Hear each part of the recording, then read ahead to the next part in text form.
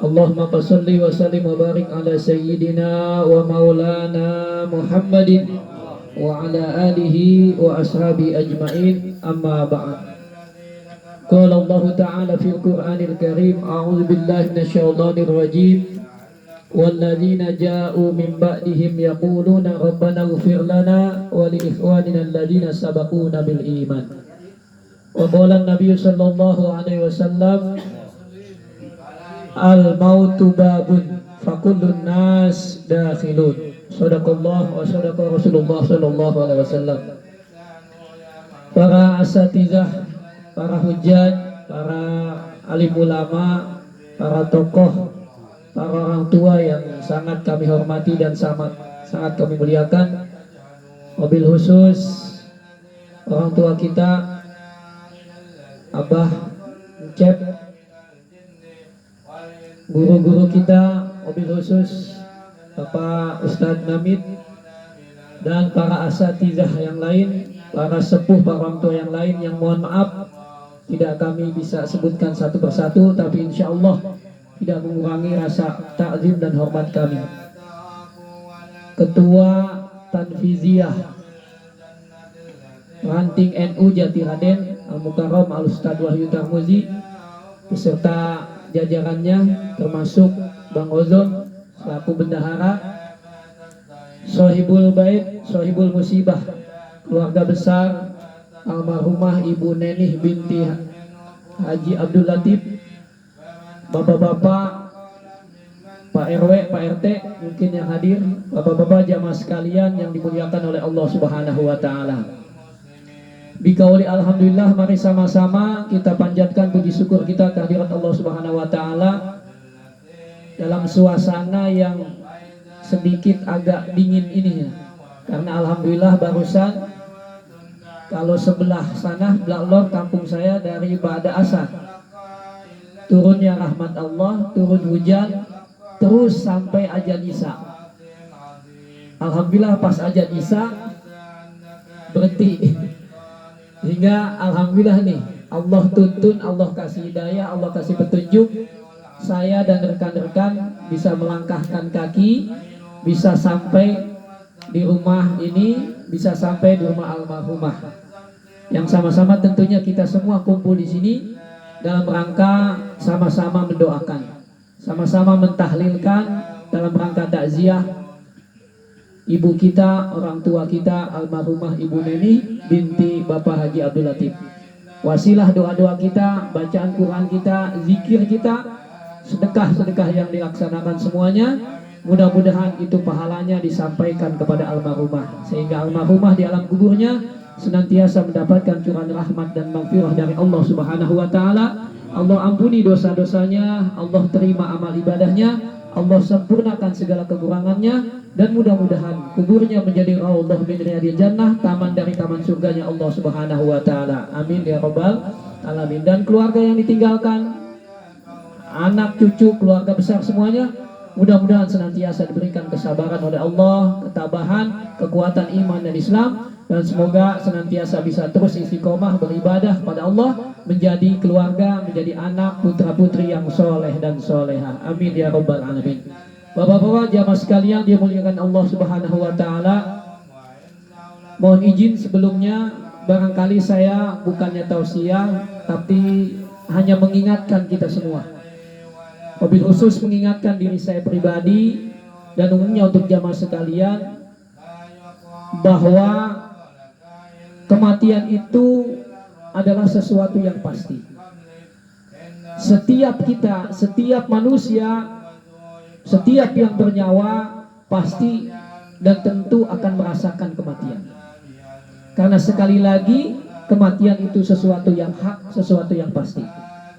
Mau dia tua, mau dia muda, mau laki, perempuan, bayi, yang mau di Indonesia, di luar Indonesia, selagi masih ada di kolom bumi ini, insya Allah semuanya pasti akan merasakan kematian. Kullu nafsin za'iqatul maut, kata Allah. Semua yang bernyawa, semua yang hidup ini akan pasti merasakan kematian. Tapi walaupun dia pasti, walaupun dia sudah ditetapkan oleh Allah Subhanahu wa taala, Tak satu pun di antara kita yang tahu kapan dan di mana kita akan meninggal. Ada yang udah tahu? Ada yang sudah tahu di tempatnya bakal di mana kita akan meninggal? Atau kapan atau saat mana kita akan mengembuskan napas kita yang terakhir? Sekali lagi, ini tidak ada yang tahu. Karena kematian itu termasuk juga asrarun min asrarillah. Salah satu dari rahasia Allah Subhanahu wa taala. Sampai-sampai kata Allah, jika kalian mau bersembunyi, jika kalian mau menghindari dari kematian, walaupun itu sembunyi di balik benteng yang kokoh, di balik berjuju besi yang kokoh, itu tetap akan datang kalau memang kematian itu datang pada masanya. Aina ma takunu yudrikumul maut walau kuntum fi burujin musyayyadah. Kata Allah, di mana saja kalian berada, kapan saja kalian berada, mau di rumah sakit, mau di rumah, mau di jalan, mau di sekolah, mau di kantor, kalau dia sudah datang itu kematian, itu tidak akan bisa ada yang menghindari, walaupun kalian berlindung dalam benteng yang kokoh. Itulah kematian, salah satu rahasia yang pasti, sekaligus juga salah satu rahasia dari Allah Subhanahu wa ta'ala. Tapi selanjutnya hal yang sangat penting, hal yang sangat kita idam-idamkan adalah bahwa saat kematian itu tentunya yang sangat kita perhatikan, yang sangat kita inginkan adalah bagaimana kematian itu kematian yang baik untuk kita. Bagaimana kematian itu kita dapatkan kematian yang husnul khotimah. Karena pilihan manusia saat meninggal dunia hanya dua. Pilihan manusia ketika meninggal dunia itu cuma dua. Bukan kayak pemilu kemarin tapi ya 01 02. Tapi manusia nggak ada pilihan lain kecuali dua pilihan saat kematiannya. Satu, su'ul khotimah. Yang kedua, husnul khotimah. Su'ul khotimah, kematian yang tidak baik, naudzubillah. Kematian yang tidak membawa iman dan Islam. Kematian yang tidak membawa amal ibadah, amal soleh dan amal kebaikan. Naudzubillah kita dapatkan ini.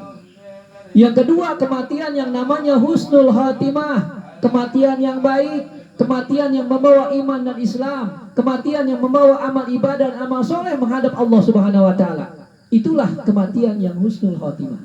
Dan tentu semuanya kita yang hadir, termasuk saya, semuanya tentu sangat mengharapkan dan sangat menginginkan sekali bahwa ketika kita meninggal dunia kita mendapatkan husnul khatimah. Mudah-mudahan kita semua mendapatkan husnul khatimah. Amin ya rabbal alamin. Yang kedua, saat kematian yang sangat kita inginkan, saat kematian itu datang kepada kita, selain kita mendapatkan husnul khatimah, kita sangat menginginkan sekali bahwa saat kita meninggal dunia, saat kita menghadap Allah Subhanahu wa ta'ala, saat itu dosa-dosa dan kesalahan kita telah diampuni oleh Allah Subhanahu wa ta'ala. Karena salah satu beban, salah satu tanggung jawab, salah satu yang akan dipertanggungjawabkan ketika kita meninggal dunia, ketika kita menghadap Allah Subhanahu wa ta'ala, adalah dosa-dosa yang pernah kita lakukan, kesalahan-kesalahan yang pernah kita lakukan. Selagi masih hidup bisa ada jalan taubat. Selagi masih ada hidup, kita mungkin bisa dengan ibadah diganti, bisa ditebus dengan amal ibadah dan amal soleh. Tapi kalau kematian itu sudah sampai kepada kita, lalu dosa-dosa belum sempat ditaubati, belum sempat dihapus oleh Allah Subhanahu wa ta'ala, maka sekali lagi masuk ke alam kubur itu akan menjadi tanggung jawab dan akan menjadi beban yang akan kita bawa di hadapan Allah Subhanahu wa ta'ala. Tapi jangan khawatir bagi orang-orang yang beriman. Andai, ini sekali lagi andai, ketika orang beriman meninggal dunia, dia beriman lalu meninggal dunia menghadap Allah Subhanahu wa ta'ala, andai dia bawa dosa-dosa yang belum dia taubati pada Allah, andai dia bawa kesalahan-kesalahan yang belum dia tebus sama Allah Subhanahu wa ta'ala, dia bawa dosa sampai kemudian meninggal dunia, betul di alam kubur, di alam akhirat akan ada pertanggungjawabannya, tapi sebetulnya ada peluang untuk menghilangkan dosa-dosa itu. Ada peluang untuk menghapuskan dosa-dosa itu, walaupun orangnya telah meninggal dunia bawa dosa menghadap pada Allah, asal syarat dia meninggal dalam keadaan iman. Bisa dihapus dengan apa? Bisa dikikis dengan apa? Bisa dihilangkan dengan apa dosa dan bebannya? Dengan doa-doa dari orang-orang orang yang hidup, dengan sedekah dari orang yang hidup, dengan amal-amal ibadah termasuk bacaan Quran, bacaan tahlil, bacaan zikir, sholawat, dan semuanya yang dilakukan oleh orang yang hidup, apalagi dari keluarganya, tetangganya, saudaranya, guru-gurunya, yang kemudian mendoakan bagi mayat itu, insya Allah lama kelamaan itu akan dikikis, akan dihilangkan, akan dihapus oleh Allah Subhanahu wa Ta'ala. Ini sekali lagi andai ada mayit dalam beriman meninggal dunia tidak bawa dosa. Ini misalkan nggak bawa dosa, bersih. Untuk apa ini doa? Untuk apa ini tahlil? Untuk apa ini bacaan zikir? Untuk apa ini bacaan Quran yang dihadiahkan untuk almarhum? Maka kalau dia tidak bawa dosa, maka semuanya ini doa, sedekah, bacaan Quran, zikir dan lain sebagainya, ini akan menjadi penambah derajat bagi orang-orang yang beriman yang meninggal dunia saat kalam tidak membawa dosa, dia menghadap pada Allah Subhanahu wa Ta'ala, itu akan menjadi terus peningkatan derajatnya di sisi Allah Subhanahu wa Ta'ala. Karena itu tahlilan ini yang dari dulu sampai sekarang, tahlilan adalah sebuah rangkaian acara yang terdiri dari bacaan Quran, bacaan zikir, bacaan doa, sedekah makanan, sedekah air, begitu ya? Dari dulu kan begitu tahlilan. Ada nggak tahlilan joget-joget? Ada nggak tahlilan nanggap dangdut? Nggak ada kan? Dari semenjak saya kecil sampai sekarang, dan insya Allah sampai kiamat, tahlilan itu sebuah acara yang isinya doa, yang isinya bacaan Quran, yang isinya baca zikir, yang isinya baca sholawat, yang isinya doa untuk pahala almarhum yang telah meninggal dunia. Itu sudah tahlilan. Maka itu semua menurut paham ahli sunnah wal jamaah, para guru-guru kita, ulama-ulama kita, kiai-kiai kita, hatta sampai Ibnu Taimiyah mengatakan bahwa seluruh amal ibadah itu, baik yang badaniyah seperti sholat, puasa, maupun yang sifat maliyah seperti sedekah dan lain sebagainya, itu semua bisa sampai kepada almarhum dan almarhumah. Karena sungguh berbahagialah orang yang ketika meninggal dunia, karena kebaikannya mungkin sewaktu hidup banyak orang yang mendoakannya, ada keluarga anak soleh yang mendoakannya, ada guru-guru yang mendoakannya, ada teman dan tetangganya yang mendoakannya dalam rangkaian tahlilan, dan itu semua akan disampaikan oleh Allah Subhanahu wa Ta'ala. Dan ini sebetulnya menjadi hadiah buat orang yang meninggal dunia, hadiah spesial bagi orang yang masih hidup untuk orang yang meninggal dunia. Karena kata Rasul, hadiyatul ahya lil amwat ad-du'a was shadaqah wal istighfar wa ghairu dzalik. Hadiah dari orang yang hidup buat orang yang meninggal dunia adalah doa, sedekah, bacaan Quran dan lain sebagainya. Itu hadiahnya. Dan tatkala hadiah itu sampai kepada almarhum, sampai kepada almarhumah, maka itu menjadi sesuatu bagi mereka khairun minad dunya wa ma fiha, lebih baik dari segala dunia dan segala isinya. Jadi kalau gitu, teruskan ini tahlilan, teruskan tradisi tahlilan, jangan ikuti hal-hal yang paham di luar ini. Teruskan ini, karena semuanya ini adalah ajaran guru kita, ajaran para ulama salafus soleh kita, dan ini semua kalau dibuka begitu banyak dalilnya, begitu kuat dalil-dalil yang diajarkan oleh para guru dan ulama kita.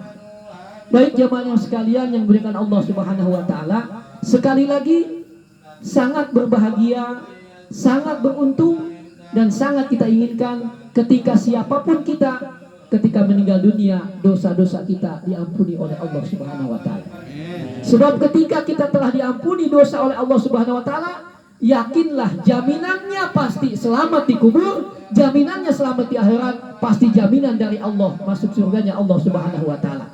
Karena surga adalah tempat suci, surga adalah tempat bersih. Maka ketika orang telah dibersihkan dari dosa-dosanya, ketika orang telah diampuni dosa-dosanya oleh Allah, maka orang itu sesungguhnya telah bersih, telah suci, maka layak masuk ke tempat suci, layak dan pantas masuk ke tempat yang bersih, yaitu surganya Allah Subhanahu wa Ta'ala. Nah, lalu pertanyaannya, bagaimana cara agar dosa-dosa kita diampuni oleh Allah Subhanahu wa Ta'ala?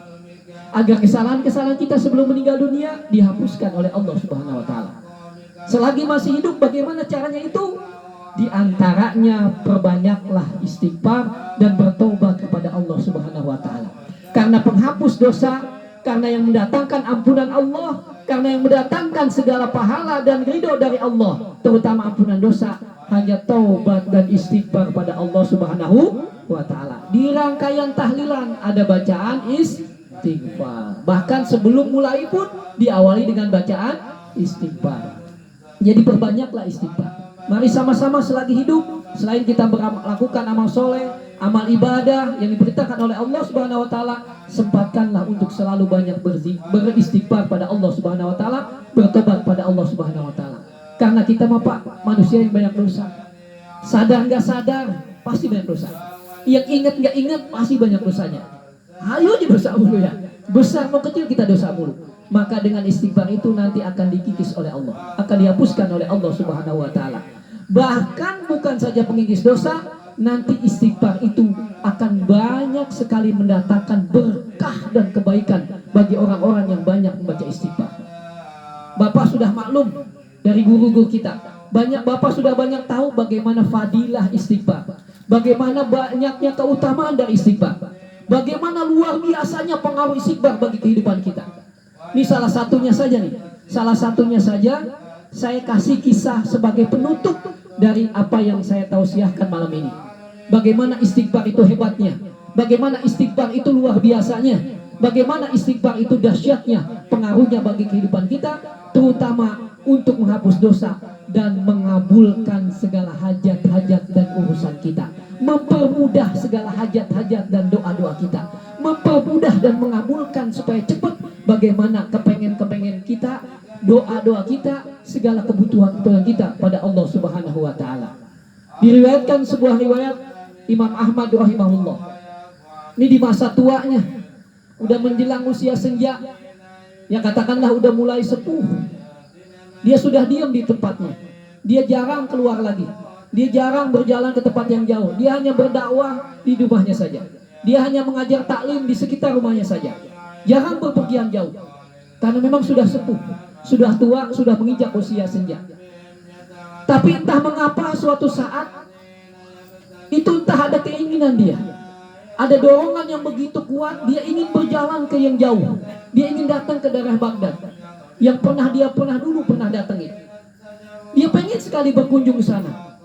Tapi nggak ada hajat, nggak ada keperluan spesial, nggak ada hajat yang khusus. Tapi entah ada dorongan yang sangat kuat agar dia menuju daerah Baghdad. Akhirnya karena dorongan kuat, karena tekanan kuat dalam hatinya, dia berjalan juga itu ke daerah Baghdad. Saat sampai di Baghdad menjelang malam, karena ulama, dia mampir di masjid, menunaikan sholat isya. Karena saking lelahnya setelah sholat isya, beliau beristirahat di masjid. Karena udah sepuh, jalan jauh berhari-hari, yang menempuh perjalanan lelah, sholat isya, setelah isya dia istirahat sambil tiduran di masjid. Tapi saat itu merbotnya, mohon maaf nih kalau ada merbot ya, merbotnya yang gak nerima, nggak senang ada orang tidur di masjid. Akhirnya apa? Imam Ahmad yang saat itu ulama besar, beliau murid Imam Syafi'i, sahabat Imam Syafi'i yang saat itu begitu terkenal keilmuan dan kemasyhuran Imam Ahmad. Tapi sayang, waktu itu nggak ada HP, waktu itu nggak ada foto. Orang taunya hanya mendengar Imam Ahmad ulama besar, Imam Ahmad ilmunya begitu tinggi, Imam Ahmad begitu masyhur, tapi belum ada foto. Oh, sekarang enak tuh, saya ngomong begini bisa sampai ke Amerika karena ada yang live stream, ada yang foto saya. Yang dulu nggak ada, orang tahu mendengar. Nah saat itu merebutnya nggak tahu bahwa itu Imam Ahmad, bahwa itu ulama besar. Diusir aja keluar masjid. Akhirnya Imam Ahmad karena diusir keluar masjid. Tapi karena memang lelah pengen istirahat, di emper masjid duduk, di emper masjid tiduran. Nah si merbot udah ngunci pintu masjid, dia mau pulang. Ternyata pas dia nengok lagi, masih ada orang ini.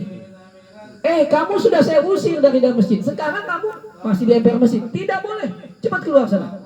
Didorong lagi Imam Ahmad, didorong lagi Imam Ahmad. Kemudian apa? Sampai ke pintu gerbang didorong, dikeluarkan itu Imam Ahmad. Sekali lagi merbot nggak tahu. Banyak orang nggak tahu bahwa itu ulama besar. Itu Imam Ahmad rahimahullah, imam mazhab, salah satu imam mazhab. Murid sekaligus sahabat Imam Syafi'i. Sampai di depan pintu gerbang masjid, didorong sampai keluar jalan. Akhirnya Imam Ahmad berjalan lagi. Nah kebetulan di depan, di seberang pintu gerbang masjid ada sebuah warung roti, ada sebuah warung pabrik roti, yang saat itu pedagang rotinya atau penjual rotinya melihat apa yang terjadi oleh Imam Ahmad, apa yang sedang terjadi antara Merbot dengan Imam Ahmad. Akhirnya karena dia tahu Imam Ahmad digeser, Imam Ahmad diusir, dia panggil tuh, tuan sini. Kalau tuan memang tidak ada tempat istirahat, coba mampir di rumah saya ini. Di warung saya ini, walaupun kecil rasanya, cukuplah buat duduk, cukuplah sekedar buat istirahat, cukuplah sekedar untuk membaringkan tubuh. Silahkan, bebas, gratis. Akhirnya Imam Ahmad istirahat di situ. Sambil istirahat, sementara tukang roti sambil terus ngadonin roti. Karena penjual roti, dia jual langsung, dia bikin langsung, dia adonin terus. Tapi tak disangka Imam Ahmad memperhatikan, sambil ngadonin roti, itu si tukang roti mulutnya nggak berhenti ngucapin istighfar. Jadi sambil masukin bahan roti, astagfirullah, dia aduk roti, astagfirullah, dia campurkan bumbu yang lain atau bahan yang lain, dia terus begitu, nggak henti-hentinya sambil ngadonin roti, sambil mengaduk roti, baca istighfar, mohon ampun pada Allah Subhanahu wa Ta'ala. Imam Ahmad sampai terheran, sampai bengong. Akhirnya dia bertanya, Tuan, sejak kapan Tuan berjualan roti? Sejak kapan Tuan ngadon roti ini? Dijawab oleh si tukang roti, saya sudah puluhan tahun dagang roti. Saya sudah puluhan tahun ngadonin roti ini. 20 tahun bahkan 30 tahun saya sudah jadi tukang roti seperti ini. Terus apa yang Tuan ucapkan? Kok saya perhatikan mulut Tuan sambil ngaduk, mulutnya nggak diem. Kalau bahasa kita jampe-jampe apa-apa ya, pokoknya nggak mau diam di mulut. Oh, ini saya sambil ngaduk roti. Setiap saya mau roti, setiap ngaduk roti, saya selalu baca istighfar pada Allah Subhanahu wa Ta'ala. Itu sudah Tuan lakukan berpuluh tahun? Iya. Sambil ngadoni roti terus beristighfar? Iya. Lalu apa yang Tuan dapatkan dari Allah ketika Tuan selalu beristighfar pada Allah Subhanahu wa Ta'ala? Oh, banyak, Tuan. Apa saja yang saya inginkan Allah kasih. Apa hajat saya yang saya kasih, Allah kasih.